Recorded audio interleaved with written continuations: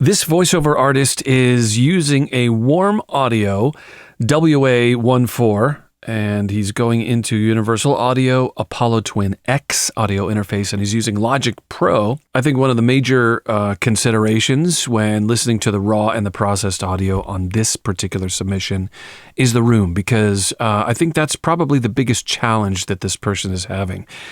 He describes it as a 7 by 7 foot room closet. There's a drop ceiling at about 8 foot 3 inches. The walls are about 75% covered with egg carton shaped foam panels. There's so many different types of acoustic treatment that you can use, whether it's effective or not, how much you have versus how big the room is. Obviously, if you've got a bigger space that you need to treat, you're going to need more material. I get asked a lot of times, how much do I need? What type should I get? Where should I place it? Those are all great questions, but really the answer is you need acoustic treatment to make sure, and you need to place the acoustic treatment to make sure that from the mic's perspective, it's picking up much less reflections and the mic is picking up more pure direct voice. That's it. That's the key. That's really all you need to understand, and that's really what you have to know. You want to only allow the microphone, or do your best to allow the microphone to pick up pure voice. That's my mouth directly to the microphone. You know, your voice keeps going and bounces off the walls and bounces all over the place. That also gets into the microphone. It's kind of a second signal that the mic is also capturing. We want to reduce that. I want mostly pure voice, direct voice, and as little or no reflection sounds being picked up by the microphone as possible. That's going to give you not only is it going to give you a better voiceover recording sound, but it's also going to be much easier to process. And I think this is a great example. It's challenging because there are reflection sounds that are also being picked up by the microphone. Let's take a look. The best place to start is just to listen to the material that we're getting to work with. This is his voice being captured directly by the microphone. No processing plugins or hardware. It's going right to the Apollo X, and then it's going right to Logic. Let's listen to what we have to work with. I'll make a quick note here that our recording level is right on target. I'm working on a desktop, which I'm concerned about, and also I'm setting up as an actor reading my text. I don't know. It seems to me that the screen of a computer or the screen of an iPad, it might create a real problem, but I will figure that out. It's interesting that he's already suspicious about the desk that he's using and the way things are set up and his computer screen, possibly attributing to the reflection sounds that are causing the problem. I want to draw your ear to just something that I'm hearing right away. You know, when I listen to this audio, I can hear the space. I hear the reflection sounds. They're short, but it sounds like he's in a space. And, you know, our brains use reflection sounds as depth perception. Reflection sounds give us a sense of depth. When we listen in stereo with ears on either side of our heads, that separation allows the audio to hit it at different times, and our brain computes that as depth. When we hear reflections, it gives us a sense of space. We've got two eyes. We're able to grab an object in front of us and understand how far away it is to grab it because we've got vision perspectives from two different angles, and our brain is able to compute the depth. It's the same thing with your ears. When you hear something or you walk into a space, those reflection sounds give us an idea and allow our brain to understand how far away the walls are when you add audio into the situation. It's just part of the brilliance of human beings. And so what happens is your microphone is a mono source, and when a mono source is hearing two different things, it's hearing your voice being captured by the microphone. Those reflection sounds are hitting the wall, hitting the other wall, and then getting back into the microphone. Or in his case, maybe hitting the desk, hitting the screen, and then the mic is capturing that delay sound in addition to his direct voice, but that delayed reflection is it's a slight delay. It's like a millisecond delay, and it gives us a blurry kind of an audio. It's not present. It's not tight. It has an echo to it in in certain frequency spaces, it really detracts from the audio. All you need to know is it doesn't sound good. It doesn't sound like a voiceover, right? It sounds further away. It sounds not tight or in your face. And, I see this pretty often. You want a voiceover, the goal of a voiceover, and when you're telling a story, when you're communicating with an audience, the goal of a voiceover is to kind of get in the person's head. You want the speakers that they're listening on, your listener, right? The person consuming the content that you're creating. If you're recording with your microphone, you want that person. You want the conduit between the two of you, the microphone, the speakers or the headphones, however they're listening. You want that to disappear, and you want a direct connection to their brain when you're telling the story, right? That's how you really stir up emotions. That's when this happens to me all the time. You go see a movie or you watch a movie, and then like the credits start rolling and you kind of wake up. You're like, you were in this world, you were involved, you were enthralled, you were completely consumed by the story.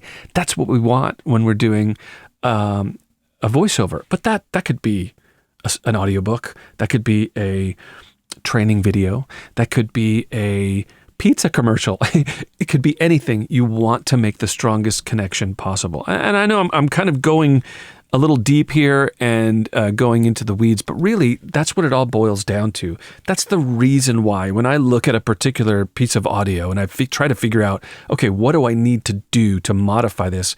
How do I make this sound better? It's exactly that. It's how do I make the conduit? How do I make the connection disappear so you're only hearing the emotion, you're only getting that story? I really honestly think that's kind of what drives me. That helps me. That's my vector, right? That helps me make choices when I'm choosing a plugin to use or choosing to turn the knob to the right or turn the knob to the left. All right, well, let's talk about more specifics here. When we listen to this audio, and I'll play it again, you really can hear the room. I can hear those reflection sounds. His voice is in a space, and it's because of those reflection sounds that we have that feeling that he's in a space.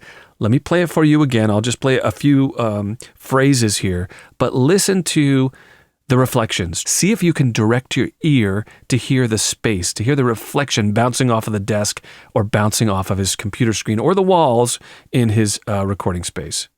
I'm working on a desktop, which I'm concerned about, and also I'm setting up as an actor reading my text. I don't know.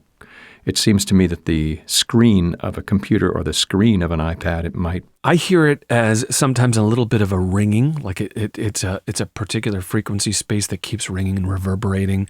But sometimes they're lower frequencies. A ringing tends to be a little higher frequency, and I do hear that in the ear as well. But I also, some of the lower frequencies that resonate, reflection sounds happen in different frequency spaces. Our voices are full of low, mid, and high material, but those reflections also can be low, mid, and high. Sometimes they're just the high ringing. Sometimes it's both the high and mid and low ringing. But that low reflection sound reveals itself as muddy or boxy or blurry, just makes your voice sound far away. And usually a lower frequency reflection is what happens in a voiceover, in a smaller space, in a room. I'm hearing quite a bit of it in all frequency spaces in this particular situation. So what do we do? There's two paths, and I want you to understand that when I work with clients, when I help people improve their recordings and their voices being captured on a microphone in their recording space in their home studios, I take one of two paths, or both.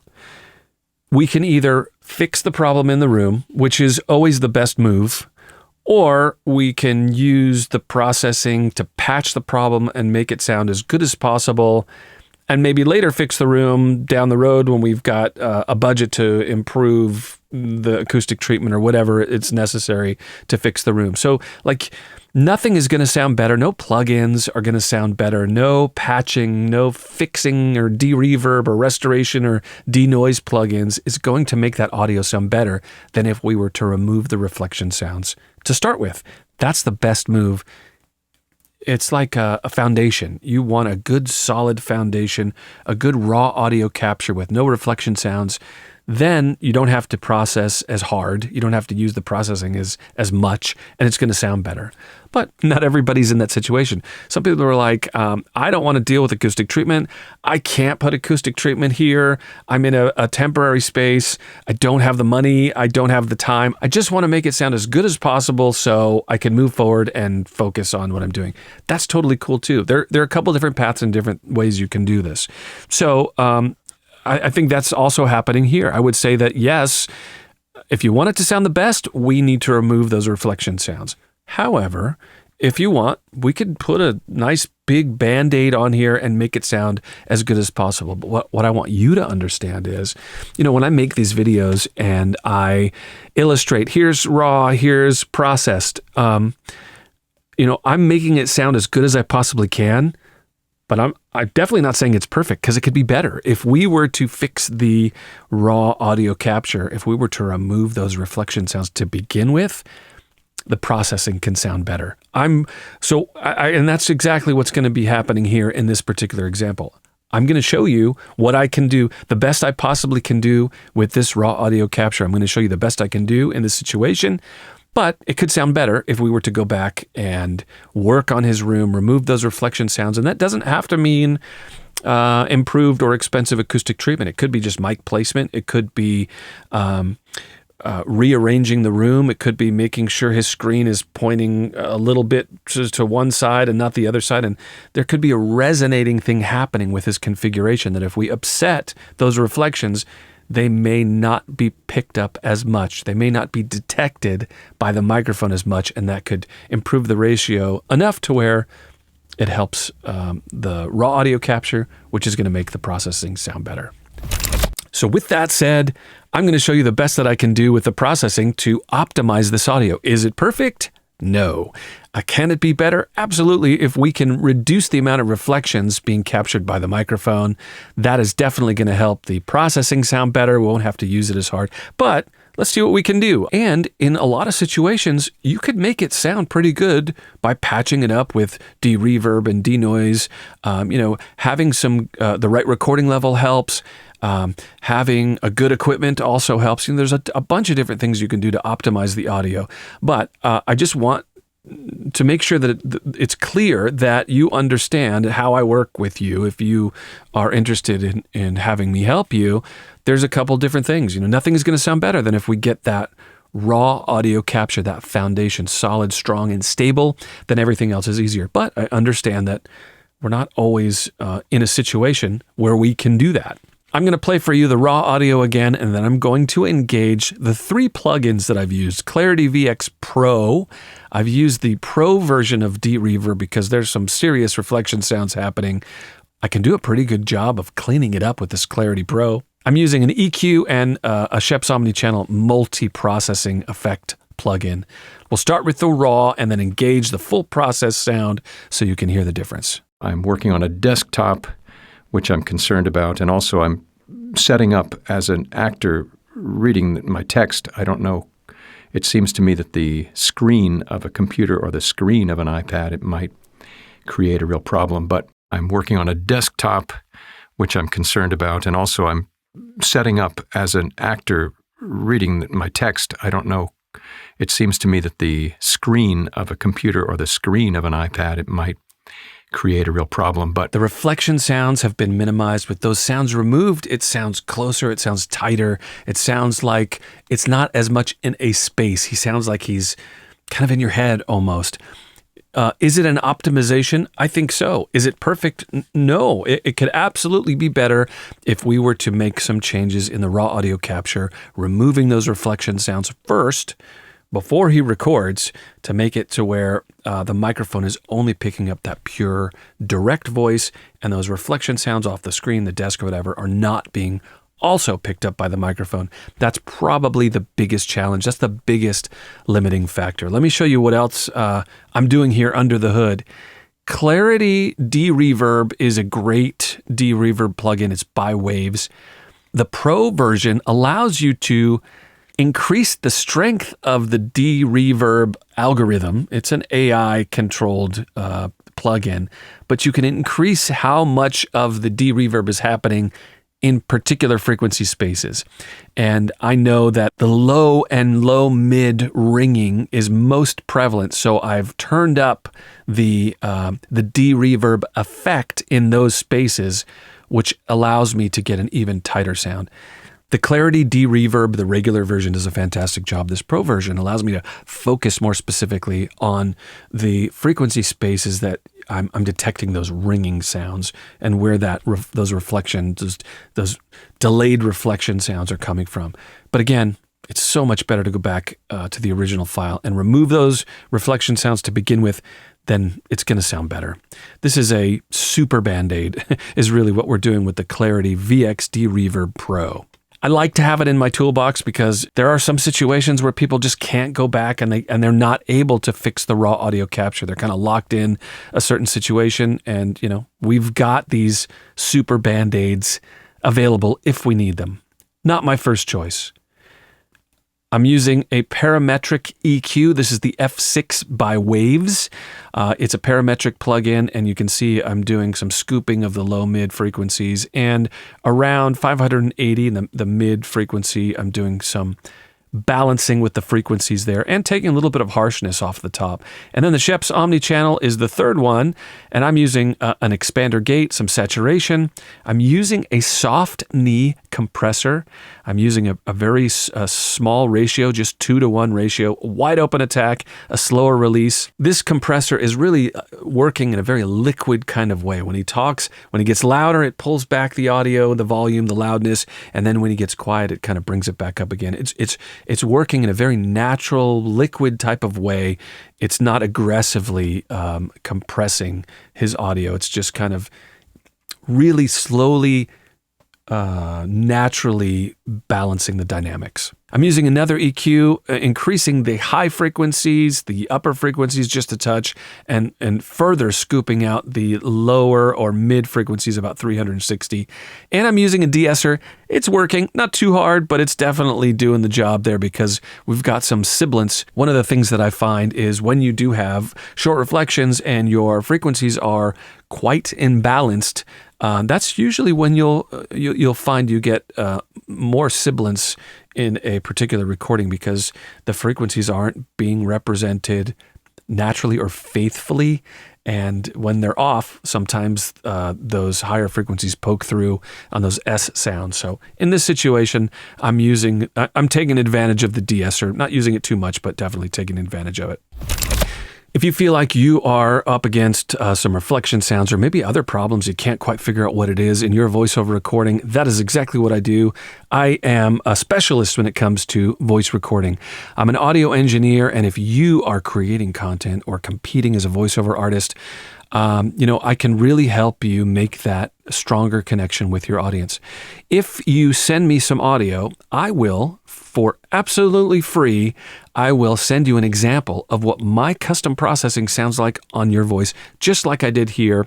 I understand in some situations, you don't have maybe the time or the ability to fix your raw audio capture or improve it or get into details about how to fix it. And sometimes you're just looking for a Band-Aid to finish a project that you're working on. Maybe you just want to update how you're auditioning if you're doing voiceover on a competitive level, whatever it is. Or if you really want to get to the bottom, I have a lot of clients who come to me and they're just like, I've been doing this for years. I'm successful at it. I've been doing really well. And I've always wanted to just get the best sound possible. I can examine your raw audio and figure out, hey, how do we level up? You can always get better. There's always something you can do, whether it's acoustic treatment, equipment, engineering levels, and how things are connected and how you're gain staging. It goes on forever, and there's always room for improvement. If you want to find out and get clarity on where you stand and where your audio is, send me your audio. I will diagnose it. I'll review it. I personally review every file that's sent to me. It's absolutely free, and I could send you an example of what your audio sounds like with my custom processing. It's simple to do. Go to my website. It's lennyb.com. There's a red button at the top of the page. You can click that button, follow the instructions. I've tried to make it as easy and quick and painless as possible. And I will add this. It does not matter if you are an ultra beginner. I mean, maybe you just bought a microphone. That is totally cool. I could absolutely help you all the way up to professional level voiceover artists who are doing this full time. I think I can help different artists and different creators at every single level. I hope this helps you. I hope you learned something today. I've got free training courses. I've got video training courses and a bunch of other sessions that I can do to help you. All the details at lennyb.com. Thanks for watching.